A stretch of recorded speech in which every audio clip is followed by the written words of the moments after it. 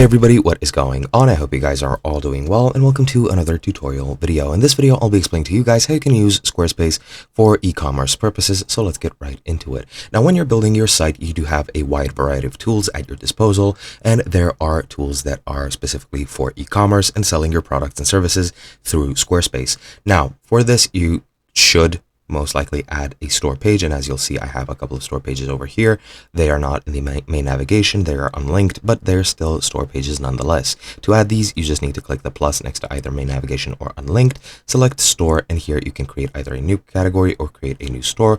I'll click create a new store, and here you can select a template, which I'll select like so, and it's going to create store number 1. I'll just name it test store, and after that is done, once I name it, it's going to take me to the store page. And as you can see, you can select any items that you already have to actually, display on your store page. Now, other than that, to actually add those items, you can go to your home page and then go into products and services. And here you can browse your products, your orders, discount, and selling tools. Selling tools are a very useful tool, which you can use to expand your business. But if you go to products, you have 4 specific classifications. They are physical, products, services, downloads, and gift cards. And all you need to do is just select the tab that you want or the type of product that you want. For example, I'll go to downloads, and you can sell downloadable content. Click add download, and then either select a store from here and then click continue.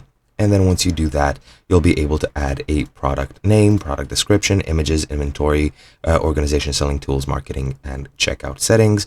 And you can just upload your file over here to add as an inventory, and people will receive a secure link that lasts 24 hours after the first download. So when they actually buy it, they'll have 24 hours to actually download it, and you can set the price and set the sale as well here if you want.